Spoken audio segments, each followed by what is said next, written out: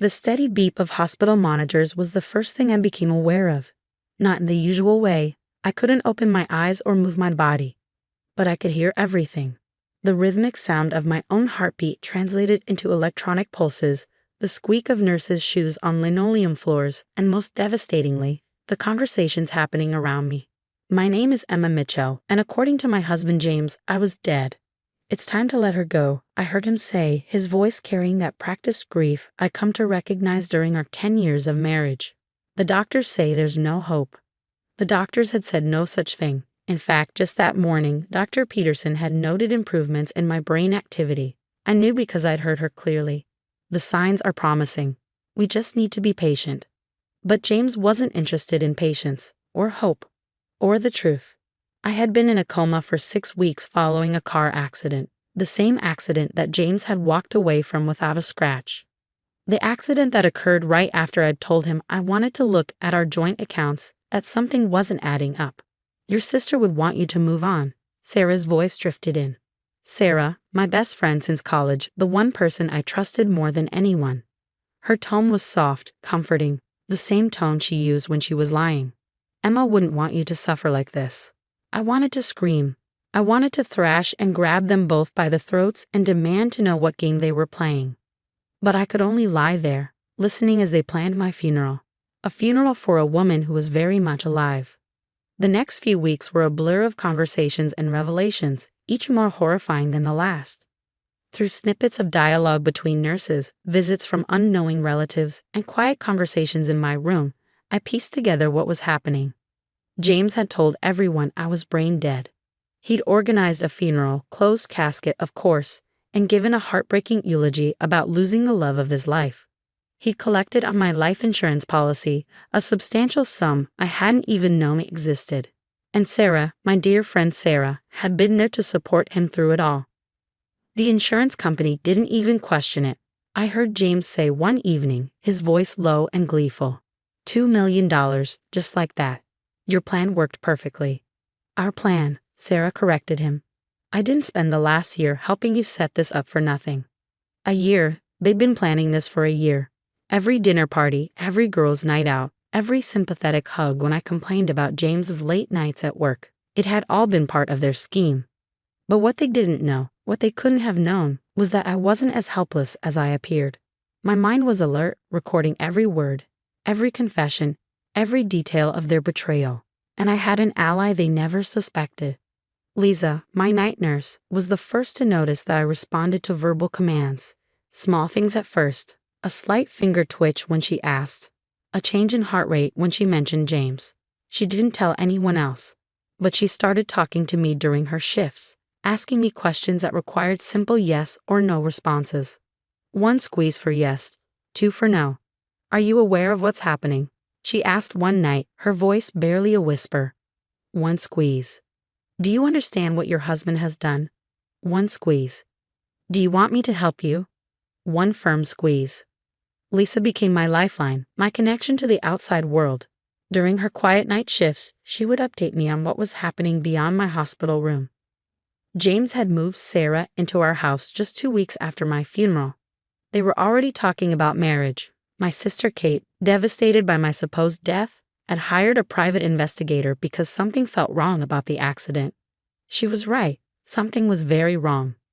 Through Lisa, I learned that the accident hadn't been as straightforward as everyone believed.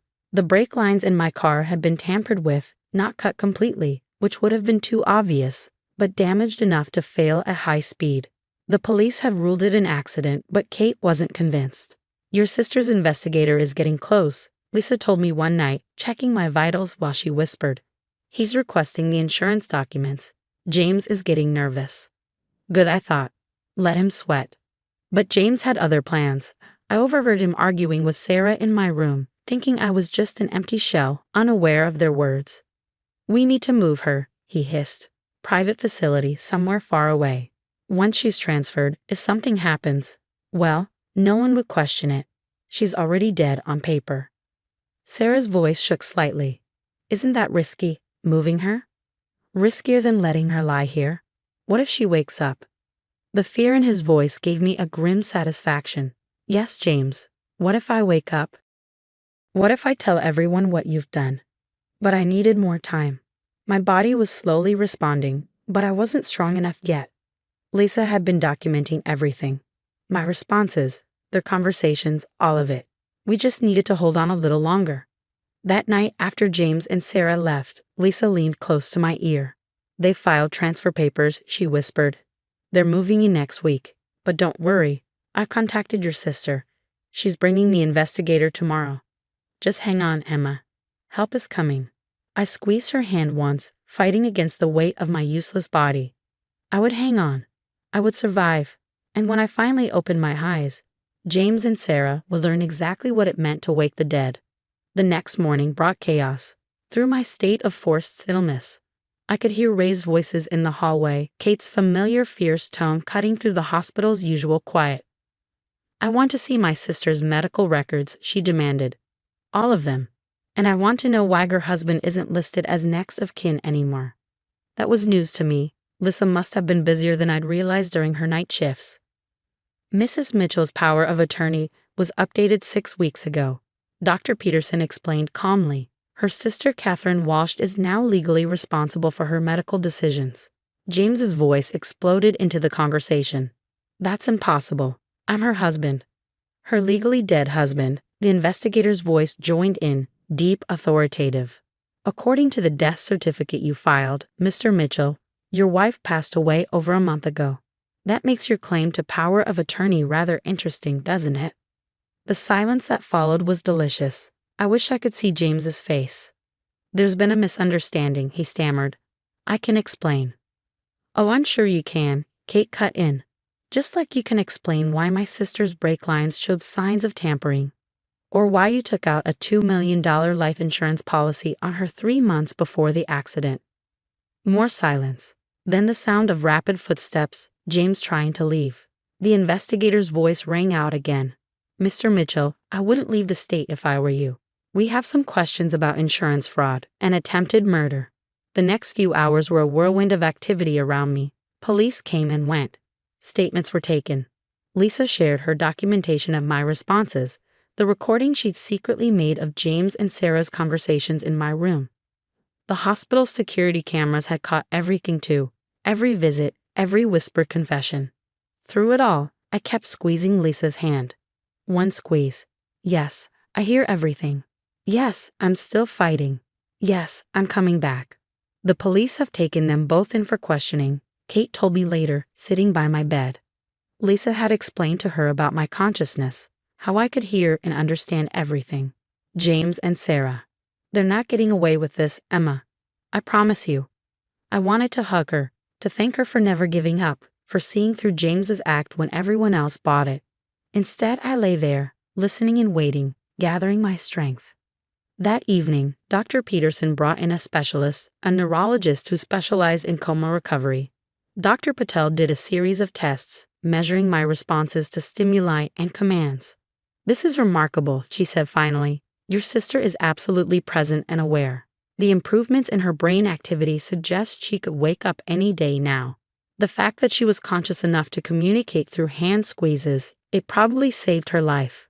Kate's breath caught. What do you mean? The transfer papers Mr. Mitchell filed. Dr. Patel explained. The facility he chose. We looked into it. It has a suspiciously high mortality rate for coma patients. If she had been moved there, she didn't need to finish the sentence. We all knew what would have happened. The next few days passed in a blur of medical tests and police interviews. I learned that Sarah had cracked under questioning, confessing everything. She and James had been having an affair for over a year. The plan had been his idea: stage an accident, collect the insurance, start a new life together. Sarah had helped him find someone to tamper with my car. But he said she wouldn't get hurt. Lisa read me Sarah's statement from the police report. The brakes were just supposed to fail enough to scare her, maybe cause a minor crash. He promised she wouldn't be seriously injured. Apparently, my supposed best friend thought attempted murder was fine as long as it wasn't too successful. The insurance company had launched their own investigation. The death certificate had been fraudulent. James had bribed someone at the funeral home to help him fake the documentation. The life insurance payout was being recovered, and James was facing multiple felony charges. But none of that mattered as much as what I felt happening inside my body. Day by day, I could sense more. My fingers didn't just twitch now. I could curl them slightly. My eyelids felt lighter. Something was changing. It happened on a Tuesday morning. Kate was reading to me, some trashy romance novel she knew I'd hate, when I felt it. A surge of strength, like a wave breaking through a dam. My eyes opened. Kate dropped the book. Emma? Emma. The room exploded into activity. Doctors rushed in, nurses called out stats. Through it all, I kept my eyes fixed on my sister's face, watching tears stream down her cheeks. Finally, after what felt like hours of tests and checks, they removed the breathing tube. My throat was raw, my voice barely a whisper, but I managed 3 words. I heard everything. Kate gripped my hand tight. "We know, sweetie. We know." "Where are they?" I asked. "James and Sarah. In jail, waiting for trial. They're not getting out anytime soon." I nodded slightly, conserving my strength. "Good, because I have a lot to say at their sentencing." Kate laughed through her tears.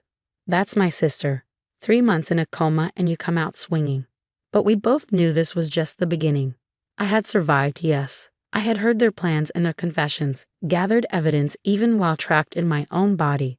But now came the hard part: recovery, rehabilitation, and making sure James and Sarah paid for every moment they thought I was helpless. They had tried to bury me, not realizing I was a seed. And now I was growing back stronger than ever. The next 6 months were the hardest of my life. Physical therapy was brutal. Learning to walk again, strengthening muscles that had atrophied during my coma. But I attacked each session with fierce determination, fueled by the memory of James and Sarah thinking I was as good as dead. Kate moved in with me after I was discharged, transforming my home back into something that felt like mine.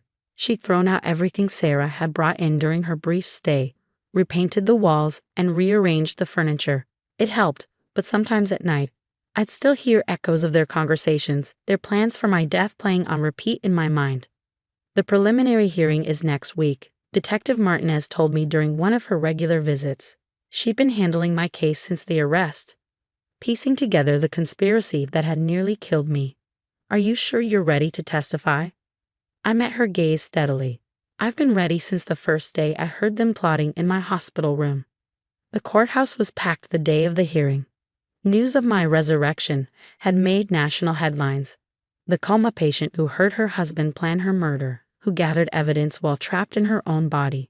Reporters lined the steps, cameras flashing as Kate helped me walk in.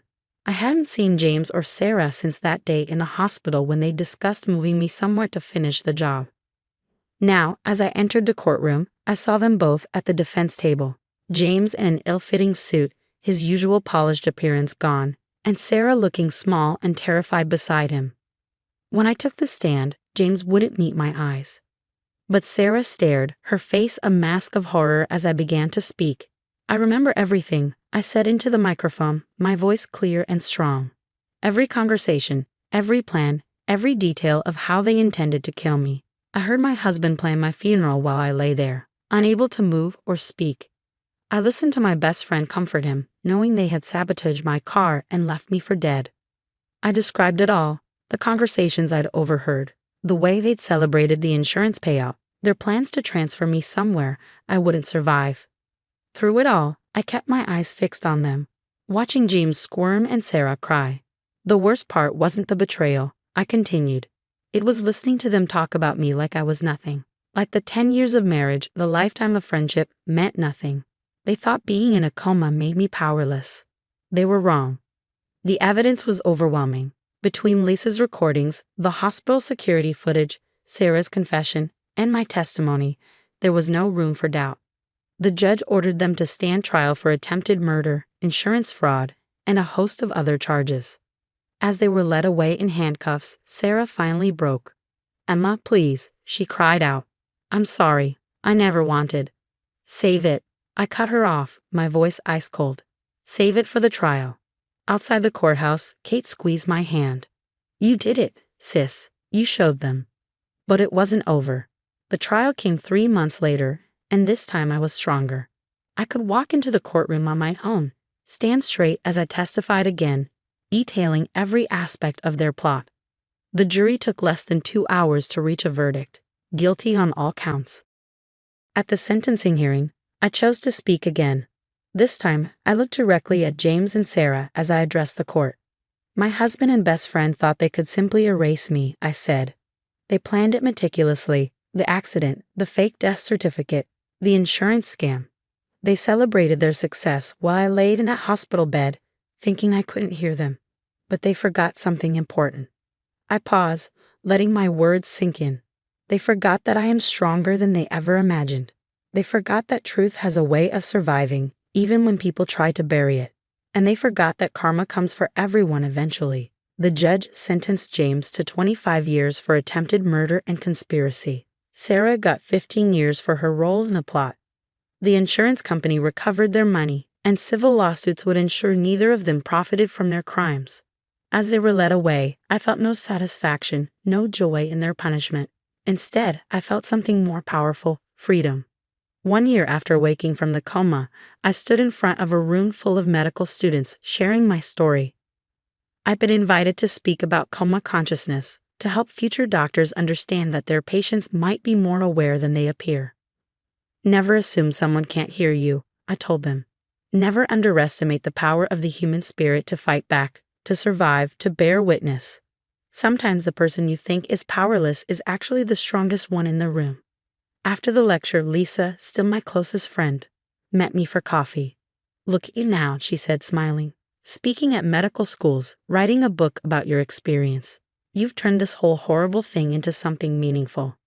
I nodded, thinking about how far I'd come. They thought they were writing my ending. Instead, they just gave me a new beginning. That evening, I visited my old house one last time before the sale closed. Kate had helped me put it on the market, agreeing it was time for a fresh start. As I walked through the empty rooms, I no longer heard echoes of James and Sarah's plotting. Instead, I heard my own voice, stronger than ever. They had tried to silence me, to write me out of my own life's story. But they had failed. I was alive, thriving, and telling my own truth. They would spend years behind bars, while I had nothing but open road ahead of me. As I locked the door for the final time, I smiled. Sometimes the best revenge isn't about getting even. It's about getting better, growing stronger, and showing the world that what doesn't kill you really does make you more powerful than your enemies ever imagined. James and Sarah had wanted to bury me. Instead, they had given me wings.